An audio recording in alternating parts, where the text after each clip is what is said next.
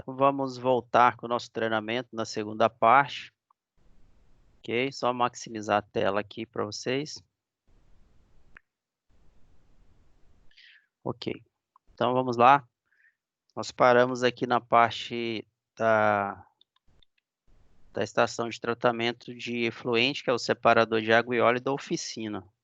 Ok, tudo bem. Vou colocar uma ponta aqui para a gente... Beleza. Vamos seguir em frente com o nosso treinamento, então. Agora a gente vai falar de um outro sistema de controle ambiental, que é a estação de tratamento de efluente palmeirante. Ela é inoperante, tá? Só para vocês saberem, né? Ela não está funcionando. Ela nunca foi utilizada, exceto que o efluente da fossa séptica, no final, como uma situação de controle, pode ser armazenado, né, em um dos tanques primários dela, tá? Mas ela não está ativa no momento. Nós pensamos em ativar ela, essa ET, né?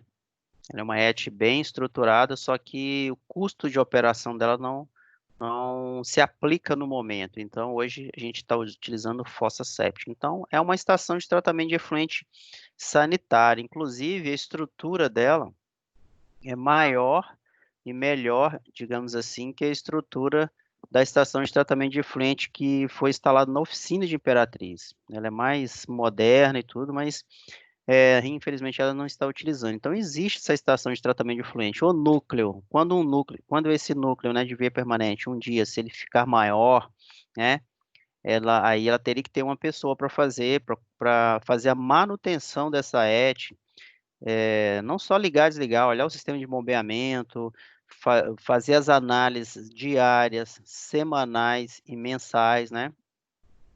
Inclusive, depois utilizar água de reuso, que é a água de reuso, que é chamada água cinza, e depois ela vai para as pias, não de potabilidade, tá? Mas pias para usar como descarga, né, dos banheiros, lavagem de piso e tudo mais, mas no momento ela não está utilizando. Faz parte de um sistema de controle do corredor, mas no momento ela não está sendo utilizada, tá? Um outro sistema, né, que é a estação de tratamento de efluente de Imperatriz, no caso aqui a visão geral está mostrando a estação de tratamento de efluentes industriais. Eu acabei não colocando o I aqui, mas é industriais, tá? Não é uma ET de efluentes sanitários.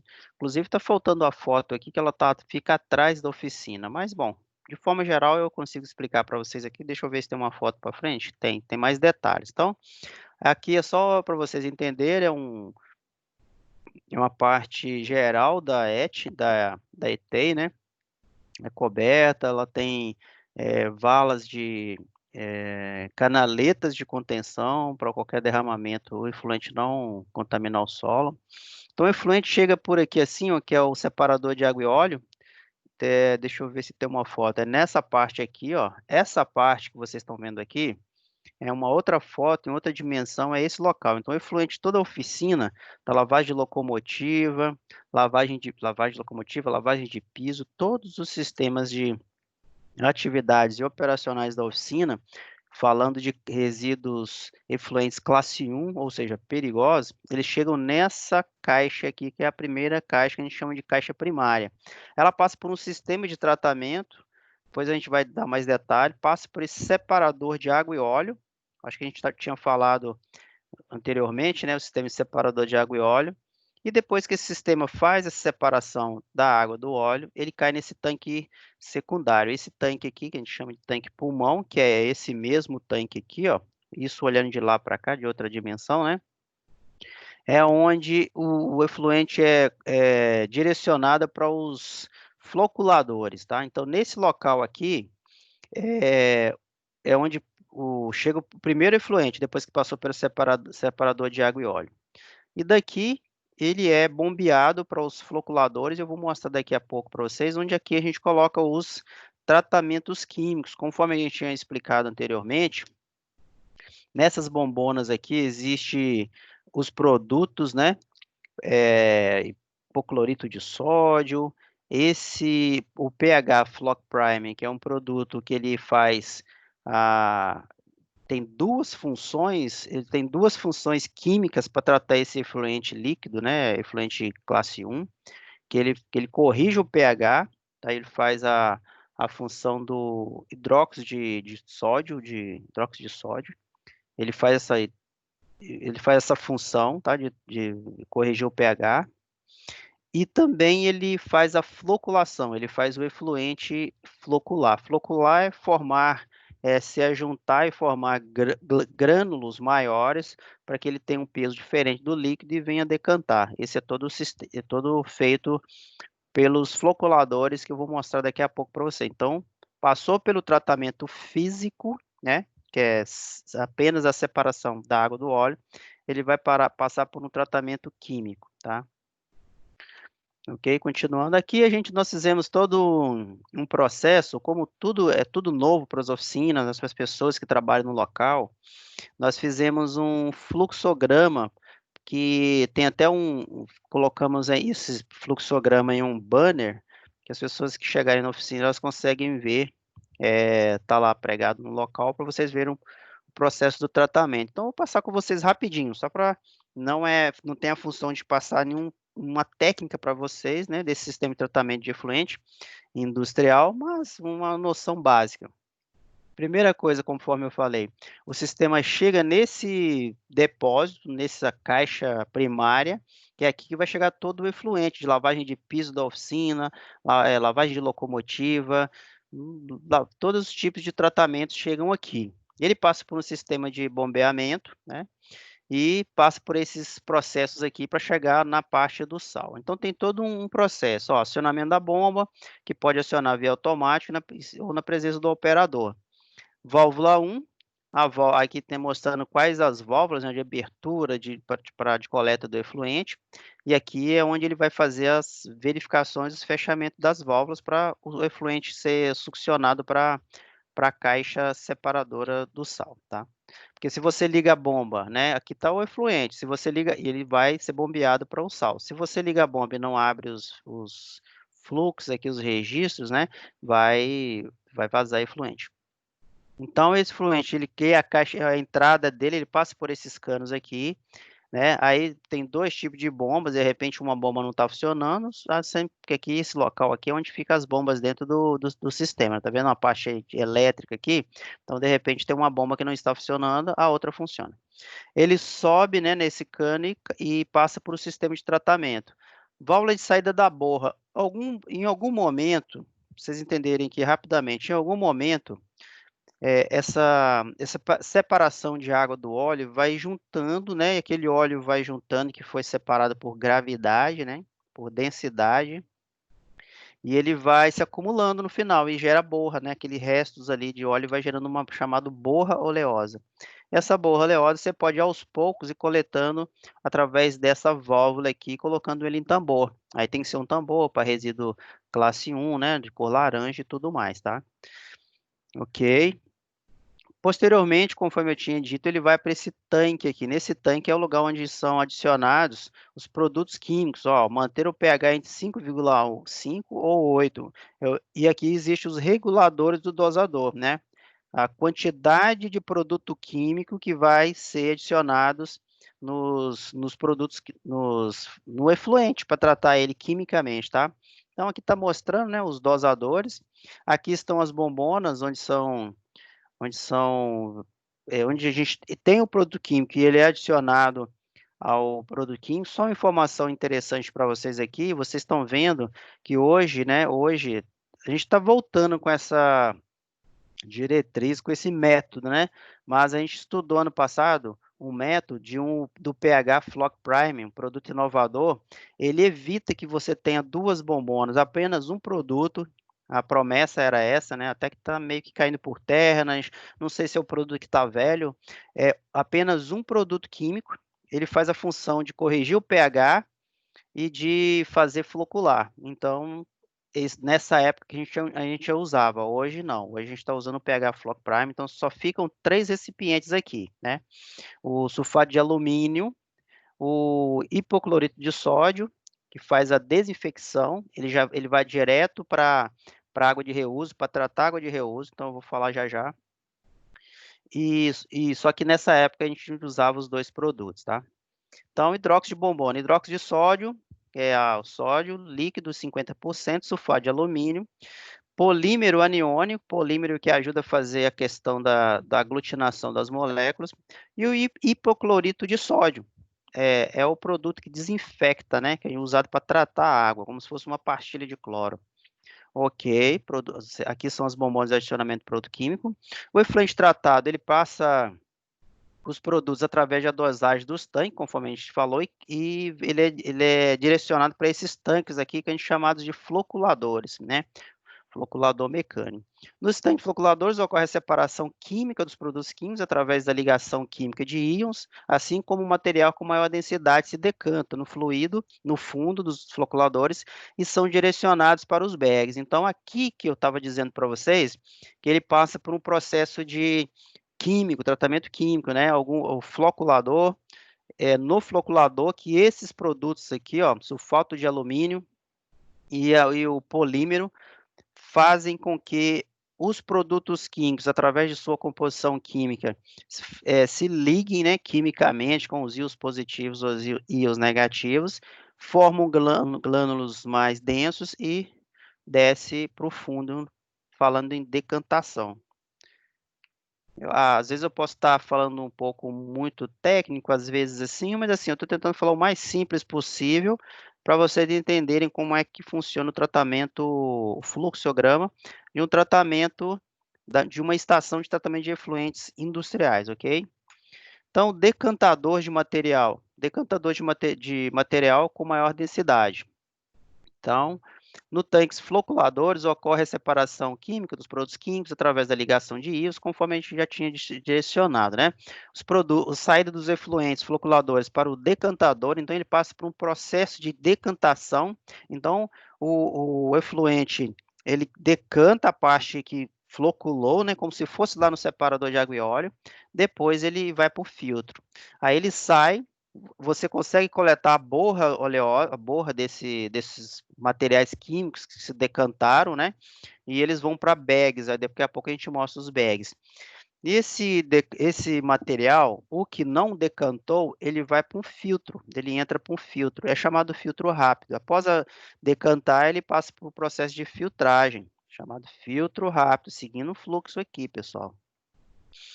No filtro, o efluente passa por camadas de filtro rápido, camada dupla de areia, antracito e no fluxo descendente, né?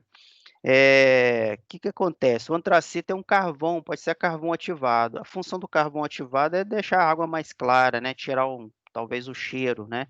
E a areia faz realmente a filtragem da água. Poderia ser só isso, mas depois ele ainda passa por um processo de desinfecção. Então, aqui está o processo do filtro. Mantém a válvula de saída da água de reuso aberta. Isso é uma válvula de reuso. Válvula de retrolavagem. Então, aqui, depois que o sistema foi tratado, ele vai para a água de reuso. Aí, aqui na frente eu mostro, mas essa aqui é a válvula, tá? Você pode fazer retrolavagem, você pode injetar água aqui no filtro para que ele possa fazer uma limpeza. É preciso fazer isso, porque os produtos que se decantam precisam ser agitados ali e que o processo seja sempre. Se a retrolavagem, a palavra correta é essa, né? O efluente, ou o efluente mesmo, né? Já passando por processo de filtragem.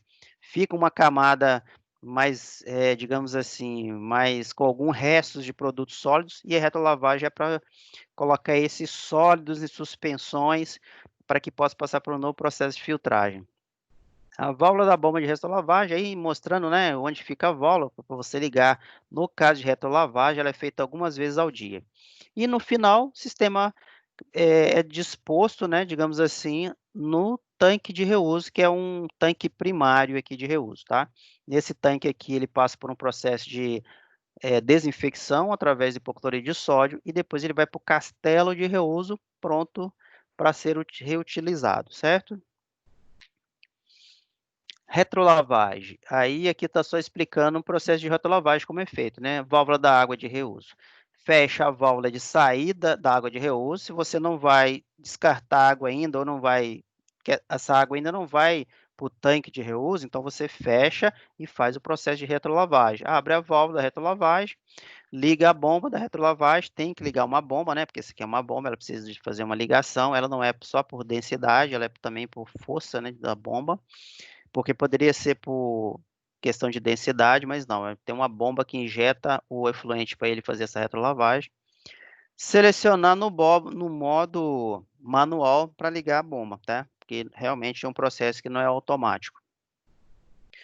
Continuando aqui, não, aí vamos falar então da estação de tratamento do efluente sanitário, tá? Porque do lado da ET, atrás da ET, né, a ETEI fica aqui, logo atrás tem esse sistema de tratamento de efluente sanitário. Então, ele chega primeiramente nessa caixa primária, então todos os banheiros da oficina, né, eles são direcionados para suas elevatórias, suas caixas, né, que saem dos banheiros, vai para essas caixas elevatórias, e da caixa elevatória ele cai nessa caixa primária, esse tanque primário. A gente poderia dizer que é como se fosse o da ETEI, como se estivesse lavando a oficina e chegasse naquele tanque antes do sal. No caso, ele vem nessa caixa primária. Existe o tanque equalizador, onde é armazenado o efluente sanitário. Então, primeiro ele vai para esse tanque aqui, a gente aciona a bomba e liga o painel da bomba dosadora com hipocloreto de sódio. Então, todo o processo ele é mais rápido, né, e automático, tá? Então, a bomba dosadora verifica o volume do hipocloreto de sódio na bombona. Isso aqui é uma bomba dosadora semelhante àquela da ETEI, processo de bombeamento simples. O efluente entra para dentro desse ecofiltro, que é aqui que é feito o processo de tratamento do efluente, tá? Tratamento do efluente. Ocorre o processo de tratamento do efluente dentro desse ecofiltro. Aí, Fernando, como é que funciona esse processo de tratamento aqui? Eu não estou vendo nada, não estou vendo produto químico sendo adicionado. É justamente isso. É diferente o efluente sanitário para o efluente oleoso. Pode acontecer, né? Aí fica até uma observação, né? As pessoas vão no banheiro e tá com a mão suja de graxa. Primeiro que você não pode estar com a mão suja de graxa, porque você não pode sujar sua mão com graxa, né? Você precisa usar luva para tudo, questão de saúde, graxa, óleo são contaminantes. Mas se acontecer de lavar e alguma luva, sei lá, numa pia, no banheiro que seja, vai sim vir efluente classe 1 para a nossa ET. E aqui é só efluente sanitário, então pode ocorrer uma dificuldade das bactérias fazendo o processo de tratamento. Então, esse efluente aqui, ele passa no processo de tratamento através de bactérias. As bactérias aproveitam a matéria orgânica, né, dos resíduos sanitários e fazem o processo de tratamento através desses tanques aqui, tá? Desses filtros aqui. Depois tem esse dissipador de gases, né? Que é como se fosse uma fossa de uma casa mesmo, né? Precisa dissipar o gás. Passa o processo de tratamento, que aqui tem um processo com essa bombona de dosador de cloro, e ele é descartado no ambiente. Então, quando ele é descartado aqui, essa água passou pelo tratamento com as bactérias e depois ele foi desinfectado, né? Com hipoclorito de sódio. Então, o processo aqui é esse. A gente não tem rios, lagos, nada. Ele cai numa chamado vala de infiltração, tá ok? E aqui se infiltra no solo, tratado com cloro, cai uma água limpa aqui sem contaminação. E a gente é feito análise do mesmo jeito que você faz análise de reuso. Nós fazemos, né, análises trimestrais para saber como está o nosso processo de tratamento desse efluente. Entenderam? Então, é um processo de tratamento do efluente, é um pouquinho complexo, mas é desse jeito, tá? É assim que funciona. Limpeza e higienização de reservatório de água. Chegou numa parte interessante. A água de reuso, ela depois que passa por todo o processo de tratamento, ela vai para um reservatório de água, né? E esse reservatório de água ele precisa ser limpo, né? Tem que ser limpo a cada 6 meses. Então, o que são? Todos os locais têm caixa d'água, tem o tipo castelo. É recomendado a higienização dos reservatórios de água anualmente ou quando houver uma não conformidade, tá? Ok. Na verdade, não, aqui o procedimento está falando anualmente, mas a gente considera e coloca o nosso procedimento semestralmente, tá? indicada, ou se houver uma não conformidade, né, indicada através de análise de parâmetros de potabilidade. Então, ou você faz aí, está escrito anualmente, mas semestralmente, ou se tiver alguma não conformidade por algum parâmetro que não bateu, a gente até explicou aqui atrás, ó, que a gente faz análise, né, semestrais, trimestrais, o resultado dessa análise pode surgir uma não conformidade que a gente precisa tratar através do processo de limpeza desse reservatório. São parâmetros de não conformidade, por exemplo, o cloro livre, turbidez, bactérias heterotróficas e coliformes, né, coliformes. O cloro, cloro livre é hipoclorito de sódio, né? Então, quando você coloca as pastilhas de cloro, você faz o seu tratamento na água, se você analisou um parâmetro da sua água, ela não tem cloro, zero de cloro, por exemplo, isso pode ser prejudicial, pode te dizer, digamos assim, que se a sua água não possui cloro, você fez uma análise, deu zero de cloro, né? Então significa que bactérias, vírus podem estar na sua água, né? Então, você pode estar correndo risco aí de saúde. A higienização do reservatório de água deve ser realizada com o reservatório seco, através da limpeza das paredes internas e externa. A tampa na parte interna e externa e o fundo do reservatório utilizando escovas de nylon, escovas de fio vegetal ou cerdas de plásticos macias com lâmina d'água que ficou retirada no reservatório. A água suja deve ser drenada com o uso de aspirador, com auxílio de balde, saco de pano, sacos de pano, ou pode ser com pá também, né? Ter o cuidado para que essa água não entre na tubulação após a caixa, não entre na tubulação. Após a caixa seca, deve-se encher o reservatório até 20% do volume com água potável e adicionar a solução desinfetante. Aplicar nas paredes do reservatório, desobstruir a saída de água e abrir todas as torneiras, fechando logo após a solução com desinfetante. Ter passado por uma tubulação. Deve aguardar o tempo necessário para atuação da solução desinfetante. Em resumo, né, a gente fica lendo aqui uma leitura até não tão boa assim, dinâmica, mas em resumo é isso. Você precisa, primeiro, uma limpeza de uma caixa d'água é como se fosse limpar um tanque da sua casa, né? Primeiro você drena toda a água, fecha os processos para que essa água suja não caia no sistema por enquanto. Tira essa água sem passar pelo encanamento com pano, com balde, citopaz ali, mas outros tipos de coisas, né? Drena. Se ela tiver um dreno, a caixa d'água tiver um dreno, melhor ainda. Use esse dreno para tirar essa água suja. Passe o processo na tampa externa, na tampa interna, solução desinfetante, né? E depois você enche o seu processo e abre as torneiras para que essa água passe pelas torneiras. E depois que você colocar a solução desinfetante, cloreto de sódio, né? Esse produto, você deixa ele passar na tubulação justamente para lavar a tubulação, certo? Das torneiras. Limpeza, aí continuando, né? Deve-se evidenciar em relatório fotográfico e arquivamento em local de fácil acesso ao meio ambiente local. Então, um processo que geralmente a infra conduz, mas que é um processo importante, um processo voltado para questões ambientais, né? Tem a ver também com a saúde, mas que as áreas nos apoiam nessas limpezas aí. A VLI sugere a utilização de soluções desinfectantes como hipoclorito de sódio. Lembra que a gente usou lá atrás para desinfectar? É 12%, né? Aqui ele está falando que é 10%, hipocloreto de 2,5%, cal clorada de 25% ou hipoclorito de cálcio 70% são os produtos utilizados aí, ok?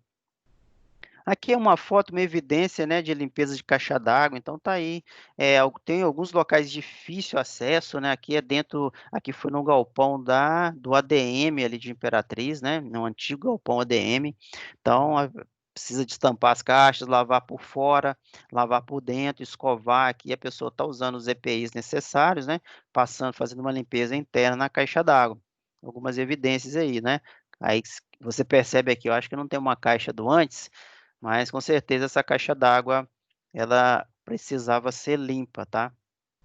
Um bom exemplo aí, uma informação para vocês terem noção, é quando até na casa da gente mesmo, né, falta água. Então fica um tempo sem água, digamos assim, quando as primeiras águas que chegam, a velocidade da água, digamos assim, que cai, ela faz um emulsionado, né, aquela água cai na sua caixa d'água que possivelmente, às vezes, você não fez a limpeza num ano ou 6 meses, e a sujeira sobe, então a água da sua caixa, da tua torneira sai uma água suja. Então lembre-se sempre de descartar essa água para você não se contaminar, tá. E também importante fazer a limpeza também a cada 6 meses. Tem empresas para isso no comércio local aí. Então, aí está o processo de limpeza de caixa d'água. Um outro controle ambiental é as balanças. Então, balanças também são equipamentos muito importantes para a empresa, né? A gente precisa manter as nossas balanças, que precisam ser, né, homologadas pelo Inmetro, né? Precisam ser credenciadas pelo Inmetro, com selo, né, de garantia. E eu vou falar já já, elas precisam também ser vistoriadas, porque apesar que a gente não vende nada, mas para nossa garantia da gente estar pagando um a destinação, o peso correto, importante que as nossas balanças sejam verificadas e vistoriadas aí, certo? As balanças utilizadas para a realização de medições de massa devem estar de acordo com a a BNT NBR ISO 17025 de 2005, tá?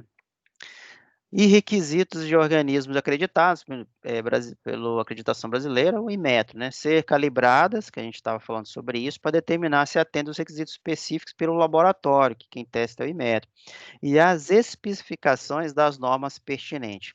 A calibração de balanças deve ser realizada pelo laboratório que atenda a política de rastreabilidade, né, do NIT DICLA 030. Tá? Ninguém precisa decorar isso, só no resumo aqui a gente precisa saber que a gente precisa ter balança e não pode ser qualquer balança. Tem umas ideias aí, algumas sugestões, a gente usar balança daquelas 70, R$ 100 do supermercado, né, que vende pesar pessoas. Não pode, é diferente de usar uma balança credenciada do que uma balança para simplesmente pesar peso de pessoas. Recomenda-se o uso de intervalos iniciais de calibração anual ou semestral a serem ajustados a partir da análise do laboratório da balança, do histórico da balança. A calibração deve ser realizada no local habitual, porque é importante ver isso, exceto quando as balanças vão para manutenções, e aconteceu conosco aqui de Imperatriz, a gente teve que levar balanças para conserto, realmente tem que levar balança, mas o ideal é que a calibração seja feita no local do balanço, porque o transporte pode estragar a balança. As balanças devem ser respeitadas as instruções do fabricante, a área de meio ambiente operacional deverá programar e executar a calibração dessas balanças utilizadas para medir resíduos em suas unidades. Aí, foto aqui de balanças, né, eu acho que aqui é do galpão ali do galpão I, né, lá de Imperatriz, eu acho que é pouco depois que as balanças chegaram, balanças funcionando e calibradas. Balanças foram variadas e precisarão de conserto, foi solicitado o orçamento, será preciso levar as balanças até o local credenciado. Então, a gente já resolveu esses problemas. Fica até uma dica aqui, né, para os pontos focais, as pessoas que estão participando desse treinamento. A gente não deve utilizar essas balanças, que são caras, essas balanças, não são baratas, né? Ela funciona como pallet? Funciona, mas ela não é para isso. A gente já viu algumas situações de pessoas colocarem um peso, ela pesa 2 toneladas, tá? Capacidade. Mas a gente viu situações de pessoas utilizarem ela do dia a dia, para transportar para lá, para cá, e não é assim. A gente estraga uma balança que é caríssima, que foi feita simplesmente para colocou o produto em cima, pesou, e algumas pequenas movimentações no seu local de uso, mas não para transportar qualquer coisa a qualquer momento. Isso é uma falha operacional que a gente pede aí que vocês, né, que estão participando do treinamento, você dissemine essa informação. Essa balança é muito cara. Mesmo que a balança seja da sua área, que a sua área comprou uma balança para usar, e você esteja usando para fazer atividade operacional, a informação que eu passo é que você não está utilizando um bem, né, de valor, digamos assim, de forma correta. Você vai avaliar essa balança e você poderia estar usando um pallet simples, muito barato, e você está usando uma balança de mais de R$ 6.000 aí, de forma inadequada. E a gente já passou por isso na oficina, por isso que eu estou deixando claro isso, certo? Então, mostrando aqui fotos, né? A gente sempre monta alguns relatórios de evidência da balança revisada e pronta para pesagem, balança no galpão já funcionando, aí o transporte aqui, eu acho que essa foto aqui, eu acho que foi até eu que fui buscar, eu não me lembro direito, acho que foi. Nós levamos a balança para revisão, o nosso amigo estava colocando até o selo nessa balança. Só informações adicionais aqui, tá? Aí que tá aqui, né? A balança, quem fez na ocasião foi o Real Balance, tem até o preço aqui, ordem de serviço do conserto, algumas evidências aqui para mostrar que a gente está mantendo a balança operacional. Declaração de conserto, de troca do lacre, está aqui, né? Empresa Real Balanças, MO de Oprado, declara que consertou a balança, número tal, da Positron, Digitron, transpaletadeira, série tal, inventário tal, realizado a fiação elétrica, fonte de bateria e tudo mais, entendeu? É importante que a gente guarde esses documentos para alguma auditoria, se essas balanças foram consertadas, passaram por manutenções. Ok, então, falando sobre balança é isso, eu acho que nós estamos pertos aí de completar mais uma hora de treinamento e depois a gente vai ter mais uma hora desse mesmo treinamento. Tá?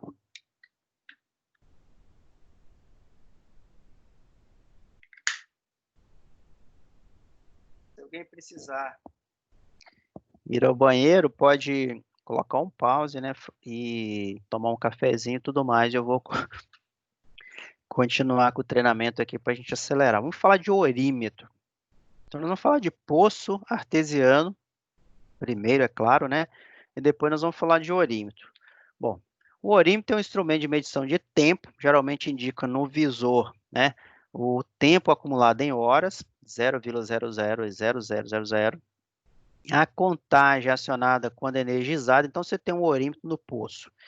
E você tem o outorga. Não, vamos começar da questão da outorga. O que é uma outorga? A outorga é uma autorização em que o órgão ambiental te autoriza a utilizar aquele poço. Só que ele, através de estudos do seu lençol freático, da sua bacia hidrográfica, né? Dos testes que foram feitos quando você perfurou um poço, que também precisa de autorização, se você não tem para perfurar, precisa de um estudo, uma autorização. Através desse estudo, dos testes de bombeamento e tudo mais, a secretaria, os estudiosos lá da área de recurso hídrico, eles te falam, ó, o seu poço ele tem uma vazão X e o seu recurso hídrico ele está apto a funcionar, né? Tantas horas por dia, né? Tantas horas por dia e pode captar, ou você pode captar, né? Fazer a captação de tantos metros cúbicos por dia. Então é muito importante. Ele pode funcionar somente, por exemplo, 10 horas no dia, tá? E você só pode captar por dia tantos metros cúbicos. Você tem que fazer essa relação. Funcionou 8 horas, mas para ele captar tantos metros cúbicos, ele tem que funcionar menos horas. Você precisa dessa relação. Por isso a importância do orímetro, né? Então, alguns postos aí, não vou lembrar de cor, eu acho que o da oficina são 30 metros cúbicos por dia. Acho que você não pode usar mais do que 30 metros cúbicos por dia. Eu acho que são isso. Ou são 40, não me lembro agora. Então, só pode utilizar 40 metros cúbicos por dia. Ou funcionar 8 horas por dia. Então, isso tem que ter essa relação. Se ele funcionou 8 horas, e atingiu os 40 metros, os 40 metros cúbicos, ok. Funcionou 6 horas, atingiu os 40 metros cúbicos, não atingiu os 40 metros cúbicos, mas não pode funcionar mais, fechou o número de horas. Então, 8 horas por dia e 40 metros cúbicos por dia. Então, ele tem que ter essa relação.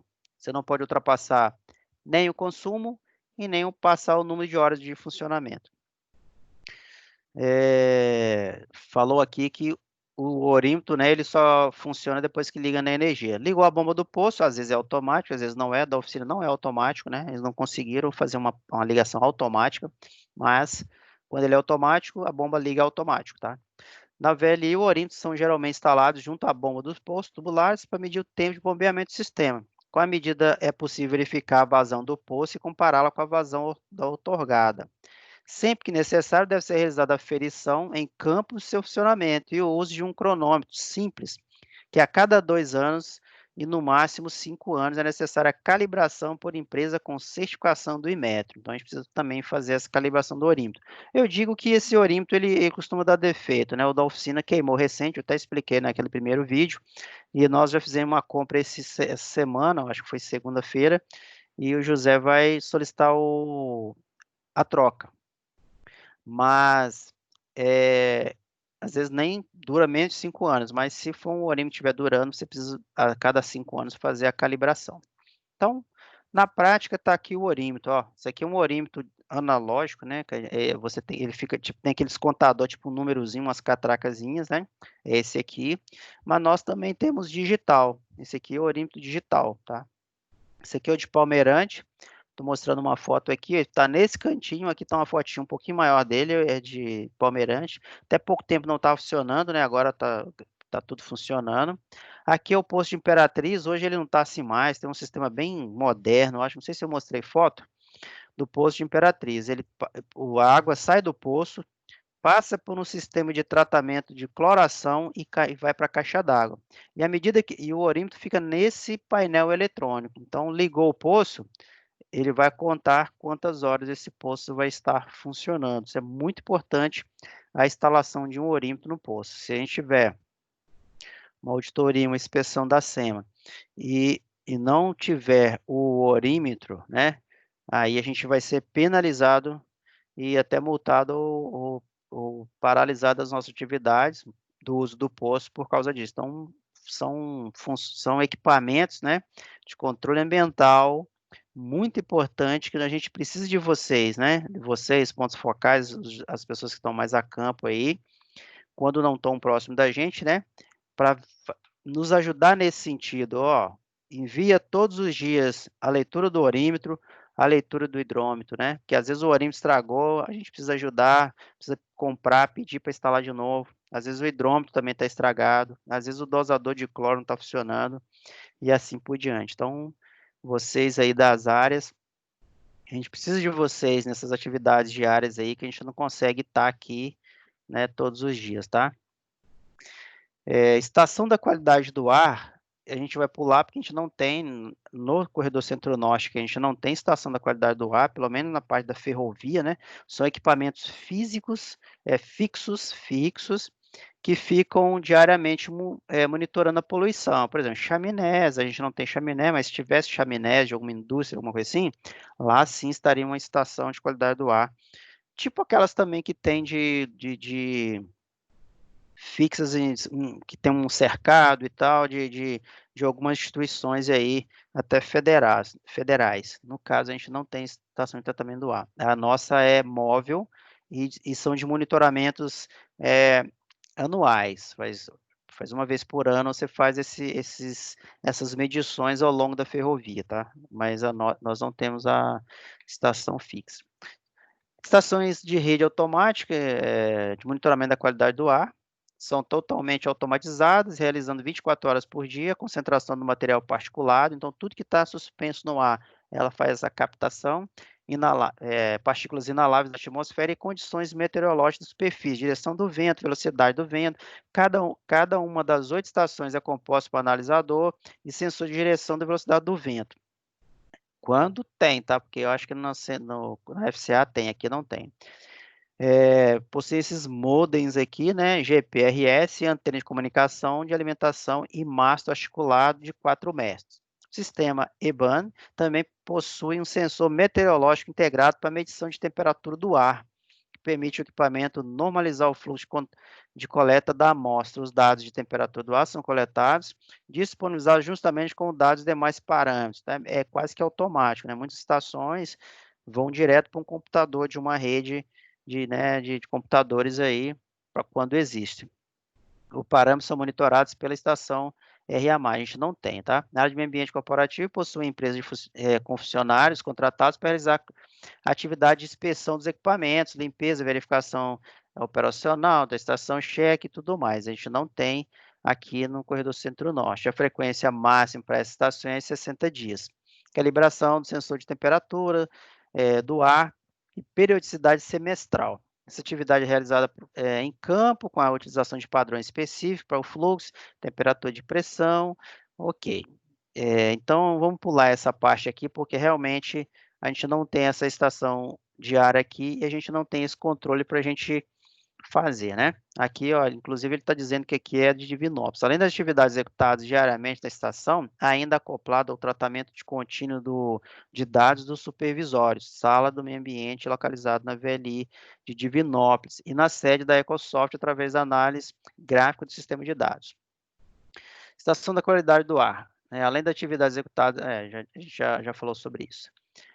Bom, aí então, falando, vamos parar por aqui, nessa parte de estação da qualidade do ar, e eu volto em um próximo treinamento, para a gente não prolongar mais de 1 hora para cada um desses vídeos.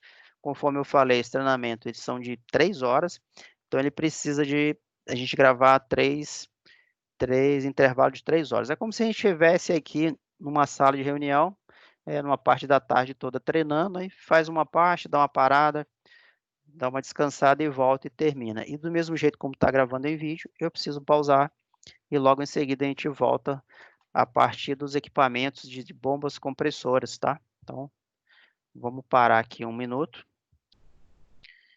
e depois a gente volta no próximo treinamento, ok?